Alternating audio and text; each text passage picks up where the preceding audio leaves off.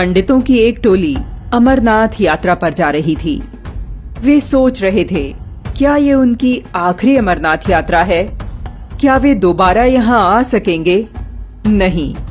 इतना सोचते ही उनके मन दुख और भय से भर गए। आखिर क्यों दुखी थे ये ब्राह्मण?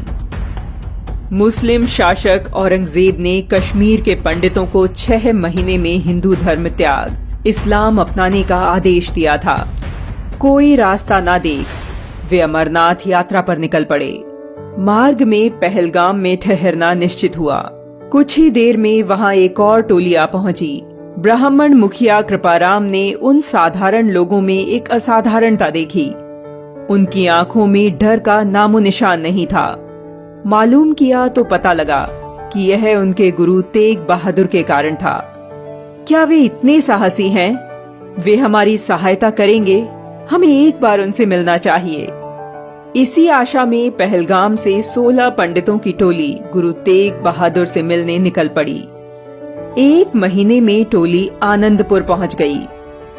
कृपाराम ने गुरु साहिब को समस्या बताई। गुरु तेग बहादुर ने कहा, आप सभी थक गए होंगे, जाइए आराम कीजिए, कल सुबह भेंट करेंगे। सभी पंडित आराम करने चले गए, जबकि गुरु गहन चिंतन में डूब गए। पास बैठे बेटे ने पूछा, इनकी समस्या का समाधान क्या है? गुरु ने कहा, यदि कोई पवित्र व्यक्ति अपना बलिदान दे तो इन पंडितों को बचाया जा सकता है। बेटा गोविंद तुरंत बोल उठा, आपसे पवित्र कौन हो सकता है?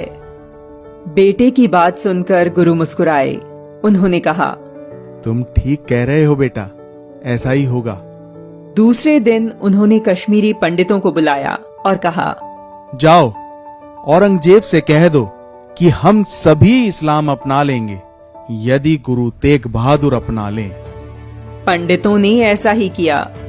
औरंगजेब ने गुरु तेग बहादुर को बुलावा भेज दिया। गुरुजी दिल्ली दरबार पहुंचे। औरंगजेब ने जब उन्हें इस्लाम अपनाने को कहा तो मना करते हुए उन्होंने इस अन्याय के प्रति उसे जागरूक करते हुए कहा, जय प्रभु चहेता हिंदू ना जन्मे, तुरक जन्म ही वै निस्दिन में। अर्थात यदि परमेश्वर चाहता तो हिंदू जन्म ही नहीं लेते और तुर्की ही दिन रात पैदा होते। परंतु वह कहाँ मानने वाला था। उसने गुरु तेग बहादुर को कारावास में डलवा दिया। उन्हें कठोर यातनाएं दी जाने लगी। उनके साथी भाई मतीदास को बीच से चीर डाला गया। उनके शिष्यों को बंदी बनाकर उनके सामने ही जीवित जला डाला। किंतु गुरु संकल्प से न डिगे। गुरु के संकल्प से चिढ़कर औरंगजेब ने गुरु तेग बहादुर के कत्ल का आदेश दे दिया। दिल्ली के चांदनी चौक में गुरु तेग बहादुर ने तिलक जनेऊ की रक्षा के लिए अपना बलिदान दिया। दिल्ली का शीशगंज गुरुद्वारा वही स्थान है जहां उन्होंने बलिदान दिया। बलिदान के बाद उनके शिष्य सिर और धड़ को सुरक्षित निकाल ले गए। जहां उनके धड़ का अंतिम संस्कार किया गया, वहां आज श्री गुरुद्वारा रकाबगंज साहिब है, जबकि जहां सिर का अंतिम संस्कार हुआ, वहां श्री गुरुद्वारा आनंदपुर साहिब है।